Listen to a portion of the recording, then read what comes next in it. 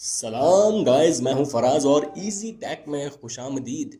Samsung के नए flagship phone S11 की पहली झलक सामने आ गई है। ट्विटर यूजर ऑन लीक्स ने इस फोन के रेंडर शेयर किए हैं और इस फोन को देखा जाए तो ये अपने पिछले वाले मॉडल से काफी मुख्तलिफ डिवाइस लगती है। इस फोन के बैक पर 5 कैमरा का सेटअप दिया गया है, जिसे एक चकोर खाने में रखा गया है, जो अब तक सैमसंग ने किसी मॉडल में इस तरह का डिजाइन नहीं दिया है। यह फोन फ्रंट से बेजल लेस होगा और इसके single punch hole camera centre में दिया जाएगा। पिछली अफवाहों के मुताबिक इस फोन को 3 साइजेस में लॉन्च किया जाना था, जिनमें पहला साइज 6.2 या फिर 6.4 इंच, दूसरा 6.7 और तीसरा 6.9 इंच का होना था। इससे पहले आने वाली लीक्स में यह कहा जा रहा था कि इस फोन में 108 मेगापिक्सल्स का कैमरा दिया जाएगा, जिसमें 50x तक जूम भी होगा।